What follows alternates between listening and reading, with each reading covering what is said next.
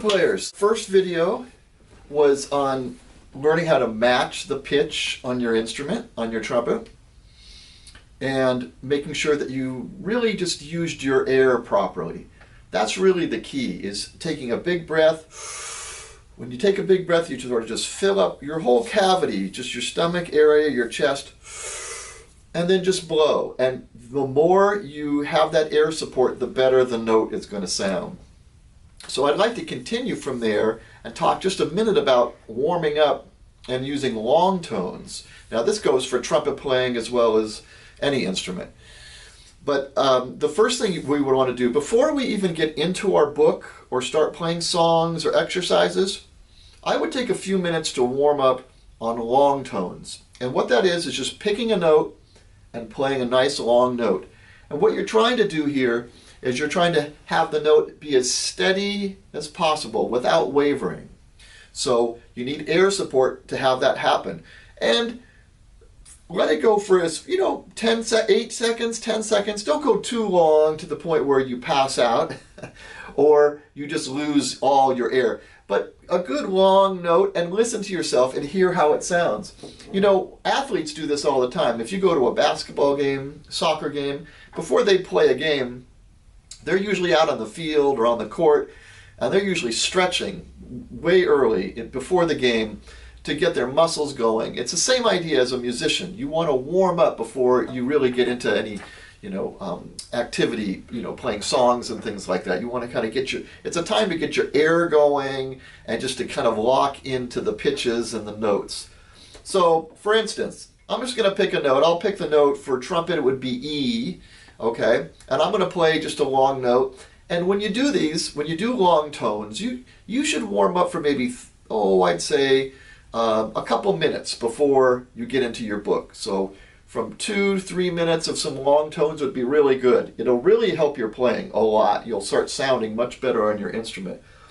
Okay? So when you do this, I always tell my students that when you go home, you're kind of your own teacher. You're the teacher when you go home. In other words, listen to yourself play and then grade yourself. Listen to yourself and go, wow, was that a good note, or was that, not so good? For instance, let's try this right now. I'm going to play a note. And let me play you a note that is a nice steady note. Okay, we'll start with a steady note, and I'll start on E with 1 and 2. 2 valves down.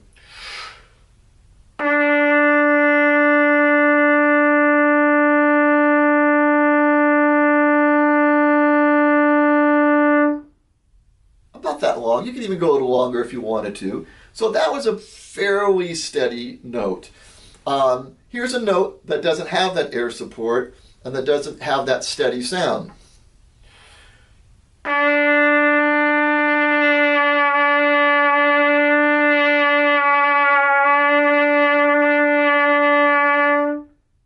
You could hear it kind of dipping and going all over the place.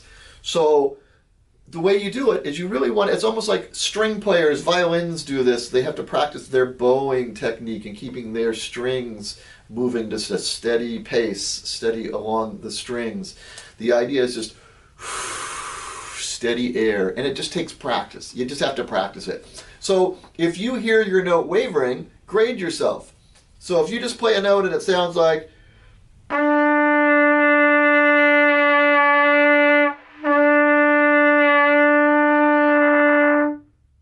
between 1 and 10 being the best, I probably would say that was like maybe a 4. Don't be too hard on yourself. I always find my students are usually too hard on themselves. But let me see if I can raise that up to maybe 7 or 8.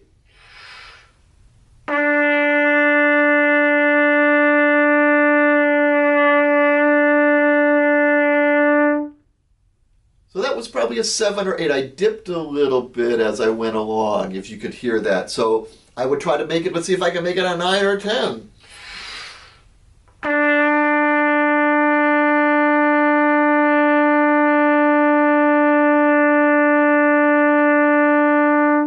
That's probably a 9, maybe. Anyway, grade yourself when you're doing this. Okay, so pick any note. So you should do warm-ups. Pick a note, then maybe pick a lower note. Maybe it's C on the trumpet. play that long. Maybe something up a little bit higher because you want to practice some of those high notes. An open G.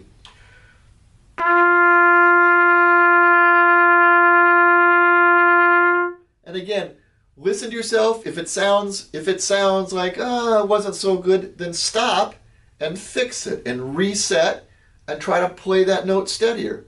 And if you do that, you're going to build up, you're using your air, your muscles are starting to be used a lot, you're going to be strengthening those muscles, and it's going to be easier and easier to play the instrument. Another thing before even, I kind of jumped ahead, another thing, if you're having a hard time on any of this, I also recommend buzzing your mouthpiece. So before you even start with any of this, I probably should have started that with first, but that's okay. At least I'm getting to it here.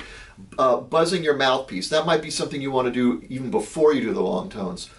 And you want to get a good buzz on the mouthpiece.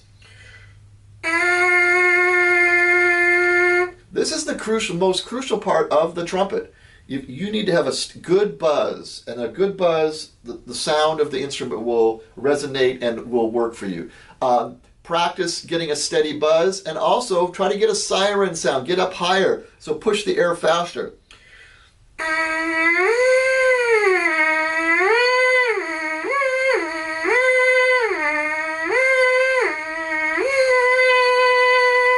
And the more you do that, you're going to also develop your range. You're going to get some of those higher notes by utilizing your buzzing. I always have my trumpet players buzz before they come into a private lesson or in class. Your teacher, I'm sure, would allow you to pull out your mouthpiece before, while everybody else is getting set up. Buzz that mouthpiece. I know it kind of sounds goofy and everybody kind of laughs, but it's the way to get warmed up. Take about 30 seconds to a minute buzzing your mouthpiece. That really gets everything going. Then put it into your trumpet, practice your long tones, and that's a really good warm-up. That would be about 4 or 5 minutes, and then you can go ahead and open up your book and start working your book on anything that you're working on. Okay? Hope that helps.